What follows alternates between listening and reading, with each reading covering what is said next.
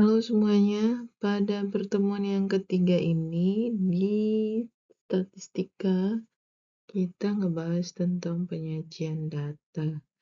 Ada beberapa bagian yang akan kita bahas di penyajian data ini adalah kita akan buat tabel daftar distribusi frekuensi, kemudian kita ngebahas distribusi frekuensi relatif dan kumulatif, kemudian ada histogram dan poligon frekuensi, kemudian ada kurva statistik. Oke, kita lanjut. Dalam membuat daftar distribusi frekuensi, ada beberapa hal yang harus kita lakukan. Yang pertama, kita tentukan dulu rentangnya atau range-nya, yakni kita peroleh dengan kita lihat dulu siapa yang jadi data maksimum atau data terbesarnya, kemudian siapa yang jadi data minimumnya atau data terkecilnya. Kemudian kita lakukan selisih pengurangan ya dari data terbesar ke dikurang dengan data terkecil. Itulah yang menjadi rentang atau jangkauannya. Nah, selanjutnya yang kedua kita akan tentukan banyak kelas intervalnya. Kita gunakan dengan aturan Sturges. Nah, banyak kelas itu kita buat aturan Sturges, yakni 1 ditambah 3,3 kali log N. N ini adalah banyaknya data. Selanjutnya yang ketiga, kita menentukan panjang interval kelas ya dengan aturannya, ini biasanya C ya, bukan P.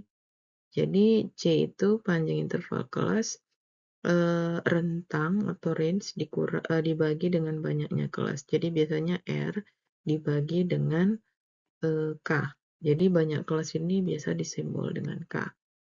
Nah, kemudian dalam memilih siapa yang jadi kelas pertama, itu kita ambil ya, pilih ujung bawah kelas interval pertama dan biasanya boleh kita ambil dengan data yang paling kecil atau data terkecilnya. Nah, di poin B untuk banyak kelas dan panjang interval kelas, biasanya itu kita estimasi ya atau kita aproksimasi. Jadi misalnya banyak kelasnya itu misalnya ada 6,75. Jadi kita lakukan pendekatan ke atas ya, pembulatan ke atas menjadi 7 begitu. Kemudian bisa juga kita bulatkan ke bawah. Contoh kalau dia 6,2. Nah, ini bisa kita bulatkan ke bawah dan kita bulatkan ke atas. Jadi bisa 6 dan bisa kita dekati dengan banyak kelasnya 7. Nah, begitu juga dengan yang C, kalau misalnya kita dapetin 6,57, nah kita bisa buat panjang interval kelasnya itu sebanyak 7. Kita lanjut, di sini kita punya contoh hasil nilai ujian statistika untuk 80 orang. Jadi kita tentukan dulu siapa yang jadi data terbesarnya, yakni di sini kita lihat adalah 99.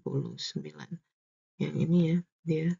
Kemudian untuk selanjutnya, yang paling kecil, kita lihat siapa sih yang paling kecil. Nah, kita punya di sini ya, ada 35. Sehingga untuk range-nya kita peroleh berapa ya kira-kira kalau range.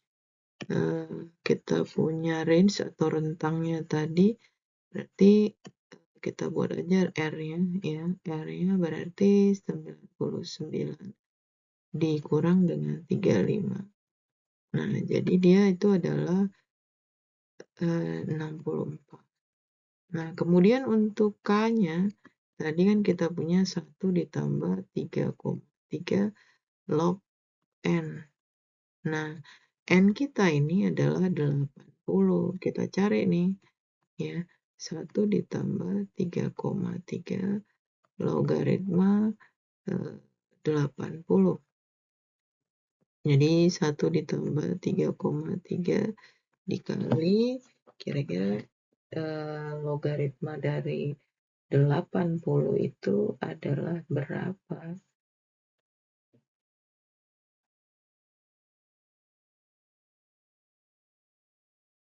Oke, 1,9030 ya, jadi 1,90 kemudian kita kalikan dengan 3,3, jadi dia adalah 6,280. Nah, jadi kita tambahkan dengan 1 sehingga dia itu adalah 7,2 ya, 7,2801. Nah, si 7,281 ini bisa kita aproksimasi, kita dekati bisa 7 dan juga banyak kelas kita adalah sebanyak 8. Nah, selanjutnya untuk cari nilai C, panjang interval kelas, itu tadi kita dapat dari R dibagi dengan K. Nah, R kita itu adalah 64 per K kita itu adalah 7. Nah, jadi kita dapetin nilainya itu adalah 64 dibagi 7, ya 9,1. Jadi kita dekatilah menjadi 9. Nah, dari sini kita punya rentang kita itu adalah 64, kemudian banyak kelas kita itu bisa 7 maupun 8, dan panjang interval kelas kita itu adalah 9. Nah, untuk ujung kelas pertama, kita bisa gunakan si 35 ini ya, data terkecilnya. Oke, kita bisa lanjutkan kembali. Nah, jadi di sini tadi kan kita sudah punya banyak kelasnya itu bisa 7 maupun 8. Nah, selanjutnya panjang interval kelas kita itu adalah berapa ya tadi? 9 ya. Kemudian kita bisa mulai dari 35. Jadi kita ambil dulu ujung bawah kelas kita, jadi 35 dikurang dengan 0,5. Kenapa harus dikurang dengan 0,5? Jadi batas bawah kelas itu selalu kita kurangkan dengan 0,5 dan batas atas itu kita tambahkan dengan 0,5. Sebenarnya prinsipnya begitu ya. Kemudian ini 34,5 kita tambahkan tadi kita punya itu adalah 9 interval kelasnya, panjang interval kelas. Sehingga ini adalah 43,5. Nah, ini yang jadi ujung atasnya itu adalah 43. Jadi yang kita ambil ya, range-nya itu kelas pertama dimulai dari 35 sampai 43. Nah, untuk yang selanjutnya, kan kalau habis 43 itu adalah 44. Nah, 44 ini adalah ujung bawahnya sebenarnya ini nih. Nah, idenya itu begitu ya. Kemudian sampai ke, tinggal kita tambahkan aja dia 9. Ya, berarti kan 52. Dia sebenarnya 52,5, tapi ya 0,5-nya nggak ikut gitu ya. Jadi seperti itu 44 sampai 52 dan selanjutnya 53 sampai 61. Berikutnya ada 62 sampai 70 dan seterusnya sampai 98, 106. Nah, masing-masing frekuensi itu bisa kita lihat dari daftar nilai ujian mahasiswa 80 tadi ya. Kita bisa dapat, kita kumpulkan, kita kolek masing-masing dari 35 sampai 43 berapa orang yang dapat nilai segitu. Ada 3 orang. Kemudian yang dapat nilai ujian yang 44 sampai 52 ya, notabene dia harusnya remedial ya kalau begitu. Jadi ini 3, berikutnya 53 sampai 61, dia ada 5 orang.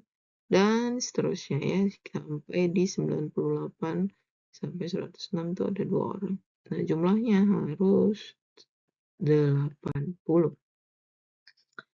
Nah, selanjutnya ini sudah disusun dengan baik ya, nilai ujiannya.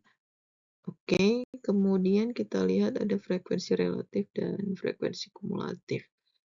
Dari distribusi frekuensi absolut akan dibuat dalam bentuk persen. Jadi ini disebut sebagai tabel absolut ya. Distribusi frekuensi absolut.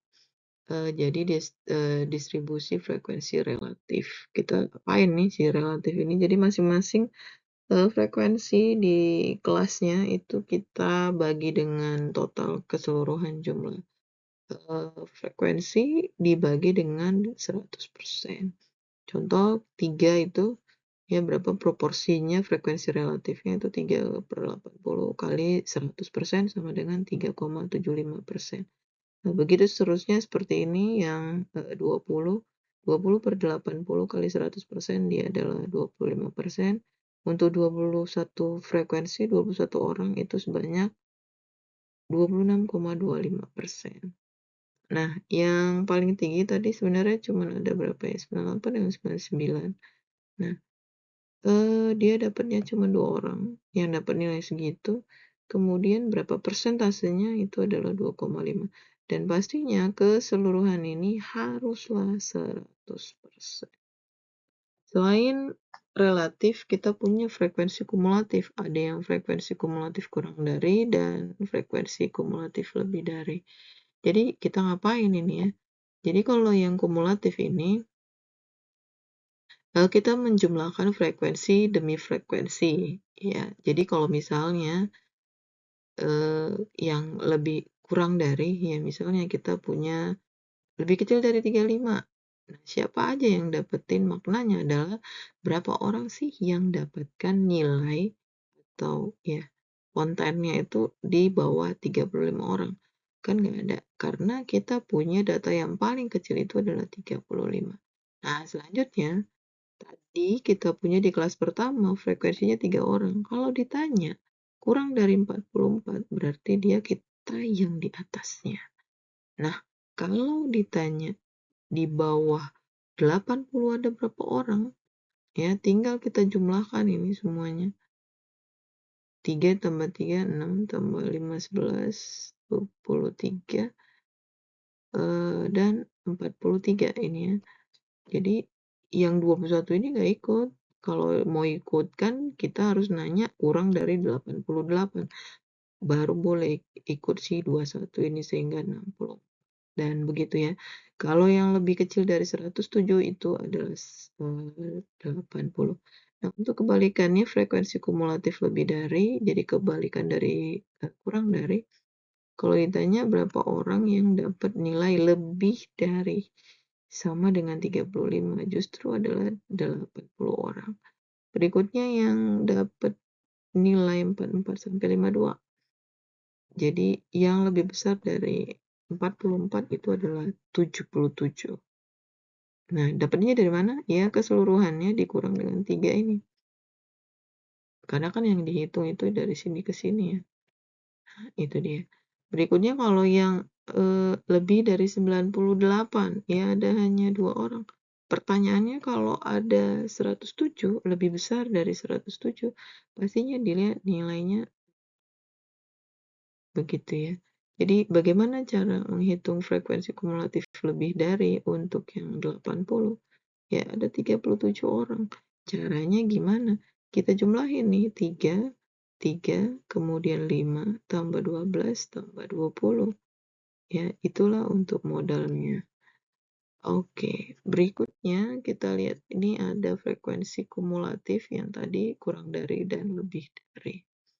Jadi yang kalau dia ogifnya seperti ini supaya bisa kelihatan yang mana ya kumulatif kurang dari dan lebih dari. Ya, dalam menyajikan data selain sudah disusun dalam bentuk tabel distribusi frekuensi, kita bisa gambarkan dalam bentuk grafik ya seperti ini. Berikutnya kita bisa gambarkan modul populasi atau model populasi. Ya, jika semua data dalam populasi dapat dikumpulkan lalu dibuat daftar distribusi frekuensinya yang akhirnya digambarkan kurva. Dan selain itu kurva ini ada 3 jenis ya. Nanti di kecondongan masih di sini. Jadi nanti kita belajar ukuran penyebaran data. Seberapa banyak data yang menyebar. Termasuk untuk yang kalau dia nyebar-nyebar kali berarti dia tidak normal. Ya mungkin dia positif maupun negatif. Jadi gambarnya sebenarnya seperti ini. Untuk yang kurva normal, jadi kurva normal itu X bar sama dengan median sama dengan modus, ya, MOD. Selain itu kan ada juga yang nggak ini ya, nggak lurus-lurus aja. Ada juga yang skewness ini kecondongan ya, dia kecondongan ke kiri, jadi dia terlalu positive thinking. Selanjutnya untuk model negatif yang menggambarkan terdapat banyak gejala yang bernilai semakin besar. Jadi demikian penyajian data kali ini. Terima kasih semuanya. Sampai jumpa.